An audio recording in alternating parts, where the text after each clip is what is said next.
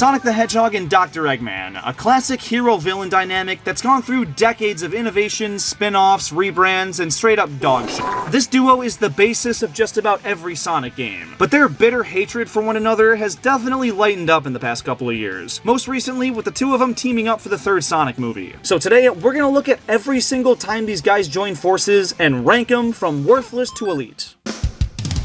The first Sonic adventure isn't exactly a full-blown team-up, but it is the first case of these two kinda working together. After Perfect Chaos is formed and subsequently betrays Eggman, both him and Sonic are fighting against the same force, and while Sonic does basically all the work, it's the first game where Eggman's not the biggest threat to Sonic. They don't work together at all though. Eggman's just not standing in Sonic's way for the final battle, so it belongs down in worthless.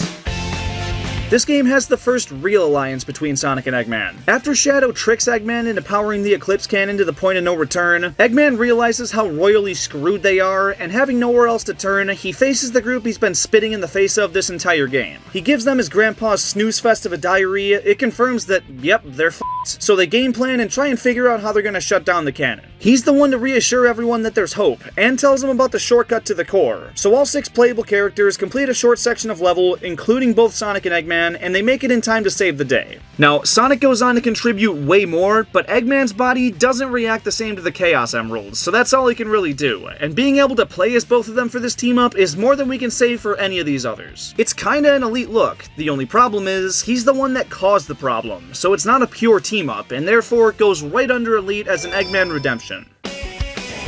Throughout the entire game, you're tricked into thinking Eggman's the bad guy, but he was really betrayed by Metal Sonic, who uses the Eggman facade to scan all the characters' data and use it to become an unstoppable force. Eggman's chilling in a cell somewhere until right at the end of the game, just in time to watch Metal Overlord take his full form. And at that point, he kinda does the Adventure 2 thing again. He brings everyone together and helps devise a plan to defeat the larger threat. This time though, Eggman himself doesn't go out there and contribute. Cream the f***ing Rabbit does, but not him. This guy's all bark, no bite. Sonic does more than anyone else, and Eggman doesn't do anything more than rile everyone up, which deserves a bit more than worthless, so I'll say kinda helps. This team-up only happens in the good ending, where Sonic collects all 7 Chaos Emeralds, and once again, Eggman's actions have consequences. This time, it's Jamurl, who steals all the Chaos Emeralds from Sonic to become Ultimate Jamurl, and then just drops the emeralds to allow Sonic to become Super Sonic. Him and Eggman then take to the skies and work together to take him down. You gotta use the tag action to shoot Eggman's mech at the robot and expose the eye, then lunge at it with Super Sonic to deal damage. So both parties are equal contributors, and it's mega redemption for Eggman. I really want to put it in elite because this is the only instance where it's just these two taking on the final form of a giant f***ing monster, but again, he caused it, so it's just hell of a redemption. This one might not make sense at first, because Sonic's helping Gun throughout the game and Dr. Eggman's another party entirely, but the two of them both die in some endings, so it's safe to say only the last story actually counts. In it, they all back Shadow up and try to convince him not to give the Chaos Emeralds to Black Doom. Their efforts are for nothing though, because Shadow's the only character that's powerful enough to do anything against this guy, and while Sonic and Eggman are on the same side, they don't do much to help, so it's another worthless. Sonic and Eggman's conflict seems like anything but the main event in this game. Eggman steals the princess, Sonic saves her. Eggman kidnaps her again, wouldn't you f***ing know, Sonic rescues her. Some real Mario Bowser type shit.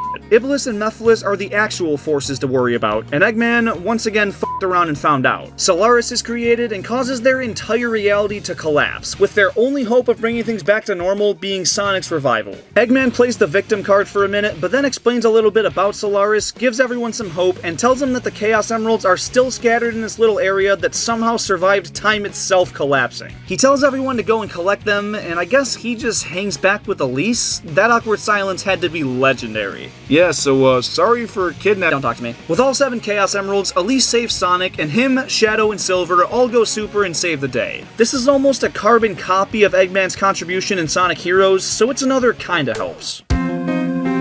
The game starts with a flashback to a classic Sonic vs. Eggman battle, where Eggman, shockingly, loses once again, and the characters think that's the last of him for a while. Sonic just goes on vacation, and only gets back into adventuring because Knuckles got kidnapped by some dangerous group called the Marauders. They save Knuckles, and Tails invents an Eggman tracker to figure out where he is and how he ties into these new bad guys. And come to find out, nothing, he didn't do anything wrong. He claims to have turned over a new leaf, and joins their cause in stopping these guys from taking over their dimension. He's actually actually, super helpful for a while. Sonic and Knuckles go after the Master Emerald, and Tails and Eggman work together on developing a machine to send the Marauders home. And on top of that, he and Tails show up and save Sonic and the crew when they're about to lose. And when the Marauders escape with the Master Emerald, it's him and Tails that create a dimension-hopping vehicle to follow them, and so they do. But Eggman stays back in their dimension because he wants to make sure they all get back okay. So that was a f***ing lie. Time moves much faster in this alternate dimension, so Eggman uses that time to build up one of his most menacing empires to date, that, surprise, ambushes them once they get back, and the game ends with the biggest cliffhanger in the series. This one's tough to place, because it's more of a Tails and Eggman team-up than a Sonic and Eggman one, and him backstabbing them at the end taints everything he actually helped with, but he did contribute a good bit still, so a mid-tier as part-time allies fits well.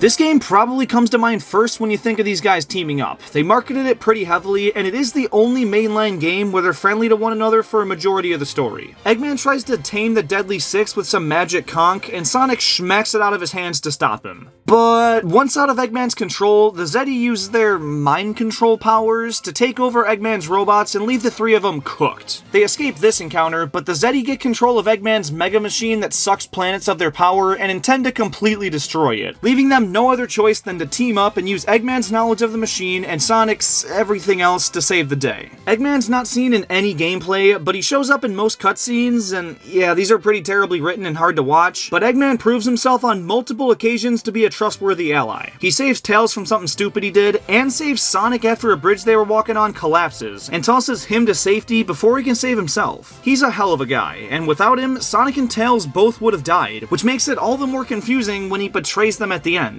Dude, if you would've just not went out of your way to save him, you would've won. But I guess the team up was successful because they accomplished exactly what they wanted to in stopping the Zeddy, so part-time allies fits pretty well. Almost every episode of the Sonic Boom animated series has some kind of team-up between the two, but I'm focusing on the games here, and in the atrocious rise of Lyric, they help each other quite a bit. After failing to team up with Lyric at the start of the game, and having his own robot turned against him, Eggman's left with the realization that he's no match for Lyric, and after even Team Sonic can't defeat him, Eggman decides to intervene when Lyric least expects it and lands the fatal blow on him. He doesn't cooperate with Sonic and Co., but the group was caught and about to get killed, and if it weren't for Eggman, Lyric would have won. They did fight at times throughout the game, but Eggman didn't create Lyric, nor help him rise to power, and stepping in to save his enemies is a pretty freaking elite thing to do. And obviously, Sonic was fighting with Lyric throughout the entire game, so his contributions are self-explanatory. Eggman's not the main bad guy in this game. The beginning has him trying to harness the power of cyberspace, but it envelops him and leaves him stuck in there, just like Tails, Knuckles, and Amy. Sonic, however, escapes to the Starfall Islands, and Eggman's AI daughter Sage goes there too, first trying to stop Sonic, but eventually growing to respect him a lot more, and even trying to convince Eggman to help him against the true threat in this game, the End. That's literally what it's called. Eggman inducts him into the Eggman Empire, and despite specifically clarifying that it's not an alliance, it damn well is. At the very end of the game, Sonic hasn't collected all the emeralds, but his old buddy Egghead pulls through with number 7 and allows Sonic to go super and stop the world-ending threat. He's not on the front lines of saving the day like in some other games, but him being wholeheartedly committed to helping Sonic and having no ulterior motive makes this his second straight elite. And there you have it. After looking at all these team-ups, what do you think's gonna happen in Sonic Movie 3? Leave your thoughts down below, and thank you so much for watching.